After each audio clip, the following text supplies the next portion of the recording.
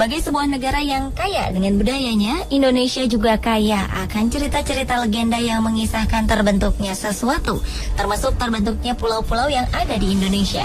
Berikut 7 legenda terbentuknya pulau-pulau yang ada di Indonesia, versi On The Spot.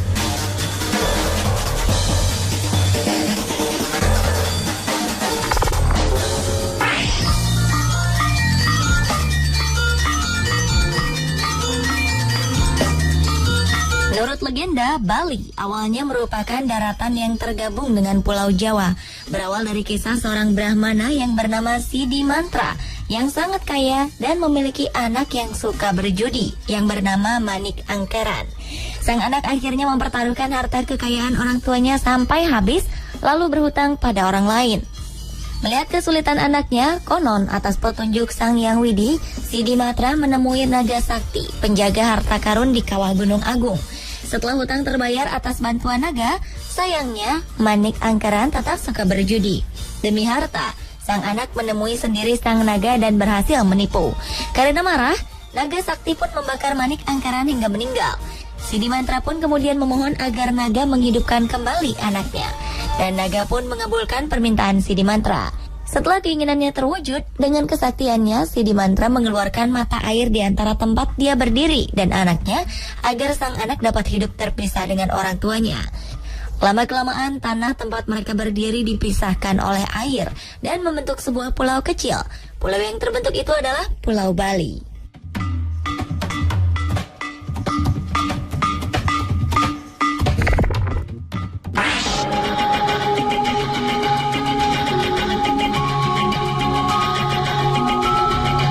Legenda terbentuknya Pulau Samosir berkaitan erat dengan terbentuknya Danau Toba.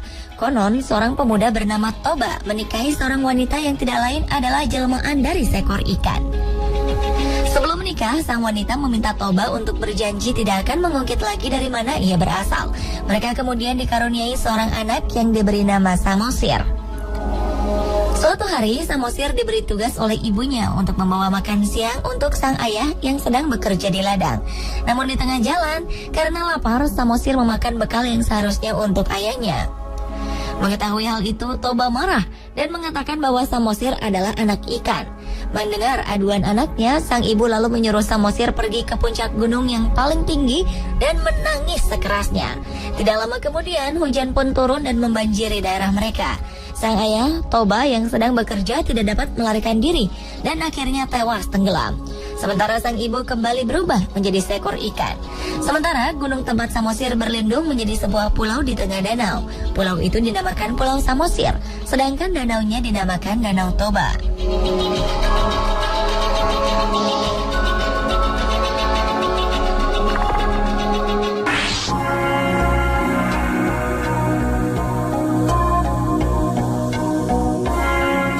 Asal-usul nama Madura berawal dari pembuangan seorang putri raja bernama Raden Ayu Tunjung Sekar ke hutan karena hamil padahal belum bersuami.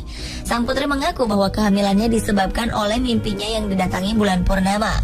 Namun raja tidak mempercayai alasan putri kesayangannya itu. Sang putri kemudian mempersilahkan Patih untuk membunuhnya. Tetapi jika alasannya memang benar, putri tidak akan mati terbunuh. Benar saja, pedang yang digunakan Patih untuk membunuh tidak dapat menyentuh tubuh putri. Patih lalu membuatkan rakit untuk putri yang sedang hamil ini dan menyuruhnya melarikan diri. Ketika sedang berlayar saat bulan purnama muncul, sang putri melahirkan seorang bayi laki-laki dan diberi nama Raden Sagara. Sagara dalam bahasa Madura artinya laut. Ketika sampai di darat, bayi yang baru berumur beberapa hari ini tiba-tiba meloncat dan berlari ke sana kemari. Bayi Sagara itu pun menemukan sebuah pohon bersarang lebah yang tersangkut. Namun seperti ingin memberi izin pada sang bayi, lebah-lebah yang tadinya berkerumun pada sarang itu menyingkir, sehingga bayi Sagara dan ibunya bisa minum madu. Sang putri pun menamakan pulau yang ditemuinya ini dengan nama Madura, yang berasal dari kata madu ara-ara, artinya madu di tengah yang lapang.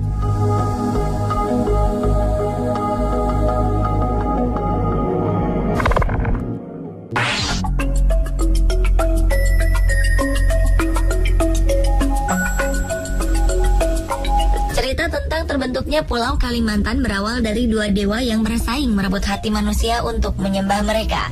Salah satu dewa, yaitu Dewa Wilayah Atas, membangun sebuah gunung yang terbuat dari emas. Melihat hal tersebut, Dewa Wilayah Bawah iri.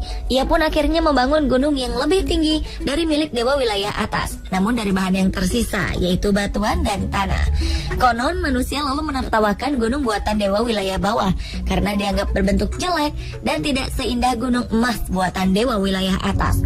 Dewa Wilayah Bawah pun marah. Ia meremas bebatuan yang sedang dipegangnya. Tapi ajaib, bebatuan itu berubah menjadi batuan mulia seperti batu merah delima, zamrud, safir, dan permata.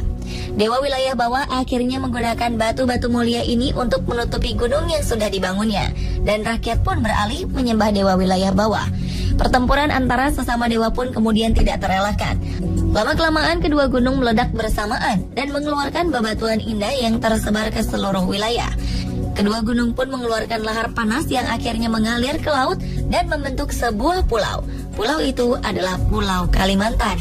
Konon katanya bebatuan mulia yang berasal dari pertempuran kedua dewa tertanam di dasar Pulau Kalimantan dan akan digali oleh 1000 generasi di masa depan.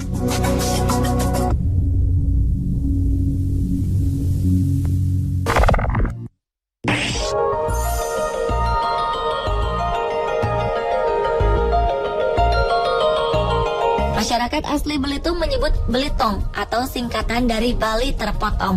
Legenda yang diturunkan dari orang tua menceritakan bahwa suatu ketika di Pulau Bali ada seorang raja yang memiliki putri yang cantik jelita. Namun sayang, memiliki penyakit kelamin.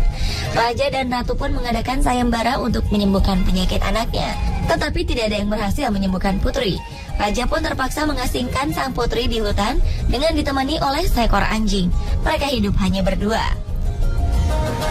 Suatu hari sang putri didapati hulu balang raja dalam keadaan hamil, yang kemudian membuat sang raja marah. Raja pun berdoa kepada dewa untuk menghancurkan tanah tempat putri tinggal. Hujan dan petir kemudian terjadi di sekeliling putri dan anjingnya. Tanah itu pun lama-kelamaan retak dan terpisah dari Pulau Bali. Tanah yang terpisah diombang-ambingkan ombak hingga sampai ke dekat Pulau Sumatera.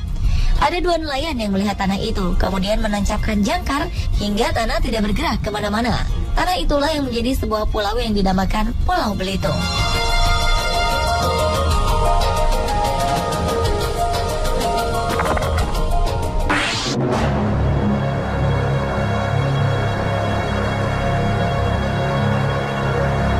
Pulau W merupakan pulau paling ujung Sumatera, salah satu pulau terluar di Indonesia. Pulau ini termasuk dalam wilayah daerah istimewa Aceh. Menurut legenda, pulau ini awalnya menyatu dengan Pulau Sumatera. Namun suatu hari terjadi gempa bumi dan hujan yang turun berhari-hari. Daratan paling ujung Sumatera akhirnya patah dan membentuk sebuah pulau yang tandus dan gersang. Lalu ada seorang putri jelita yang meminta pada Tuhan agar pulau tidak gersang sehingga penduduknya bisa hidup dari tanah itu. Putri pun membuang semua perhiasannya ke laut sebagai sesajen untuk doanya itu. Tuhan mendengar doanya. Hujan kembali turun dengan derasnya. Karena hujan deras itu terbentuklah sebuah danau di tengah Pulau W yang dinamakan Anek Laut. Putri itu sendiri akhirnya terjun ke dasar laut dan menjadi Pulau Rubiah yang letaknya berdekatan dengan Pulau W. Sementara perhiasan-perhiasan yang dibuang sang putri berubah menjadi terumbu karang yang indah yang mengelilingi Pulau W.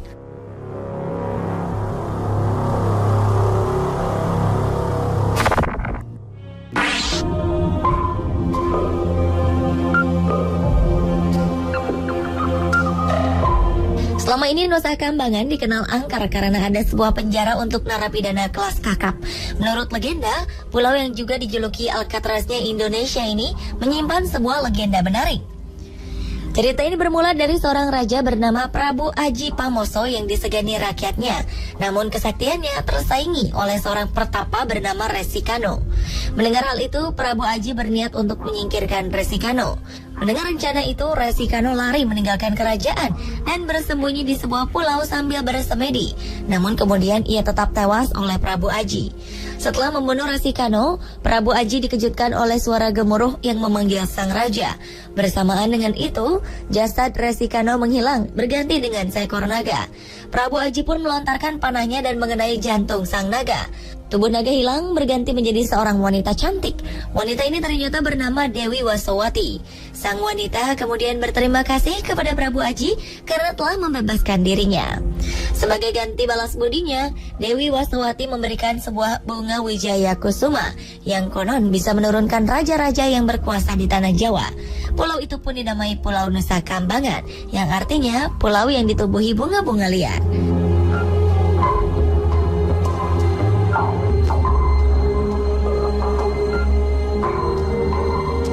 Pemirsa, itulah 7 legenda pulau-pulau di Indonesia.